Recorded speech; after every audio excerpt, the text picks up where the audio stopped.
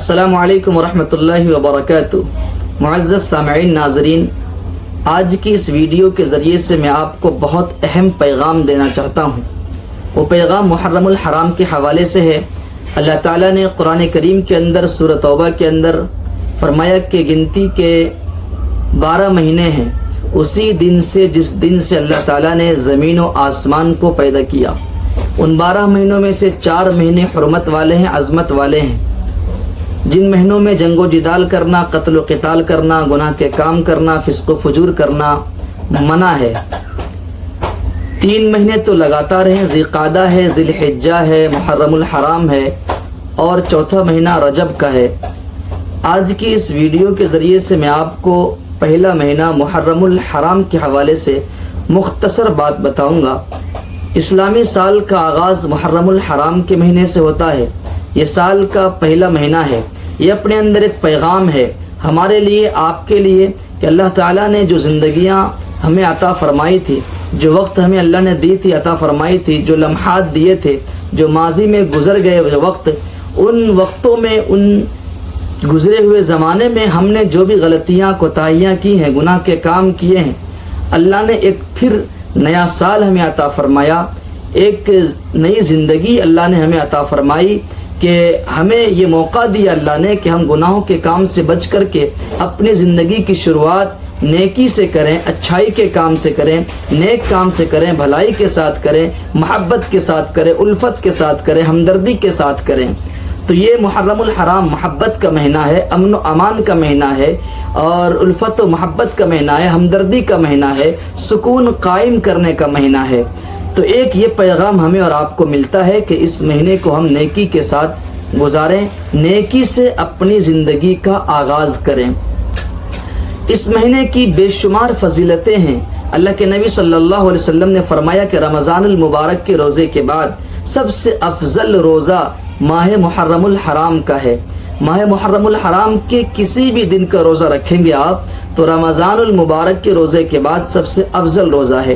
پھر اس ماہ میں 10ویں محرم کا روزہ، 10ویں محرم کا روزہ سب سے افضل ہے۔ عاشورہ کے دن کا روزہ، اللہ کے نبی صلی اللہ علیہ وسلم بھی عاشورہ کا روزہ رکھا کرتے تھے۔ حضرات صحابہ اکرام کو اس کا حکم کیا کرتے تھے، حضرات صحابہ اکرام بھی روزہ رکھا کرتے تھے۔ اللہ کے نبی صلی اللہ علیہ وسلم سے حضرات صحابہ اکرام نے سوال کیا کہ یا رسول اللہ، کہ 10 محرم کو تو یہود و نصارہ بھی روزہ رکھتے ہیں، ان کا مقصد یہ تھا سوال کرنے کا کہ ایک نیک کام میں ہم یہود و نصارہ کی مشابہت اختیار کر رہے ہیں، یہود کے طرز کو اپنا رہے ہیں۔ اللہ کے نبی صلی اللہ علیہ وسلم نے فرمایا کہ انشاءاللہ آئندہ سال میں 9 کا بھی روزہ رکھوں گا۔ تو ہمیں اور آپ کو یہ پیغام ملتا ہے اس بات سے کہ اللہ کے نبی صلی اللہ علیہ وسلم کو یہود کی مشابہت پسند نہیں تھی۔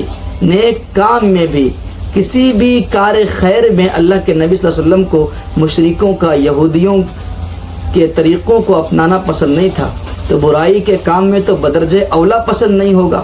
حالانکہ روزہ رکھنا تھا، ثواب کا کام تھا، رکھ لیتے، کوئی حرج کی بات نہیں ہوتی، لیکن آپ نے اس کو بھی پسند نہیں کیا تو کسی غیر کی مشابہت اختیار کی جائے۔ اس لیے اللہ کے نبی نے کہا کہ آئندہ سال میں زندہ رہا تو میں روزہ رکھوں گا 9 محرم الحرام کا۔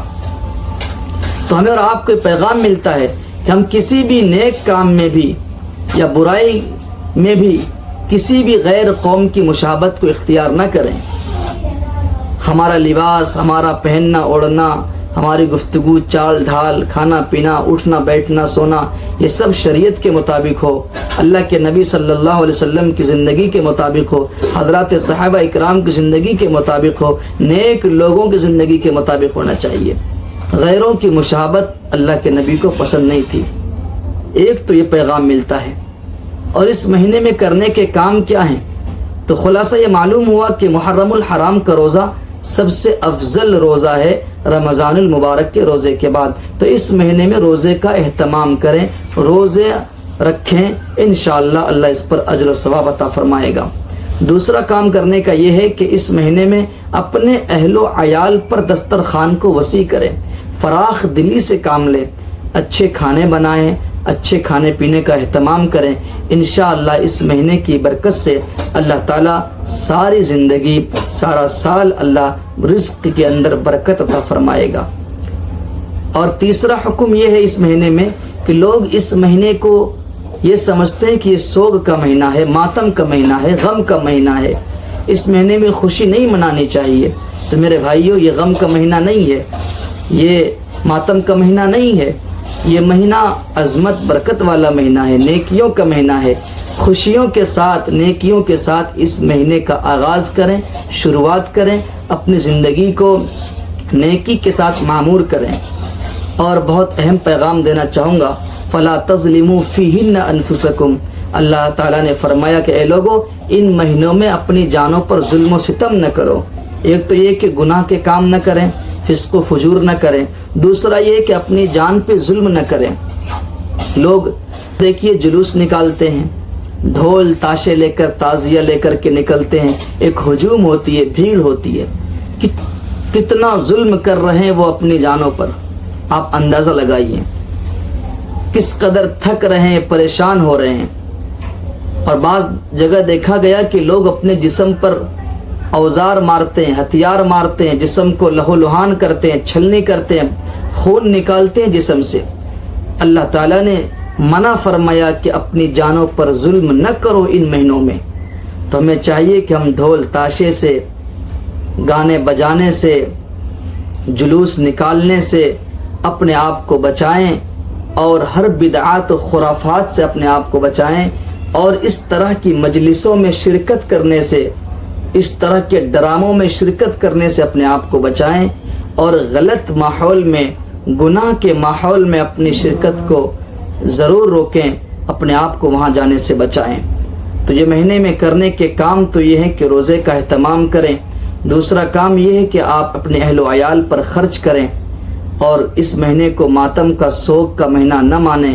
یہ مہینہ خوشیوں کا مہینہ ہے، اس دن خوشی منا کر کے اچھے کھانے پینے کا اہتمام کریں، نیکیوں کے ساتھ زندگی کا آغاز کریں، اور اپنے آپ کو بدعات و خرافات سے، خلاف شریعت کام سے، ہر گناہ سے اپنے آپ کو بچائیں۔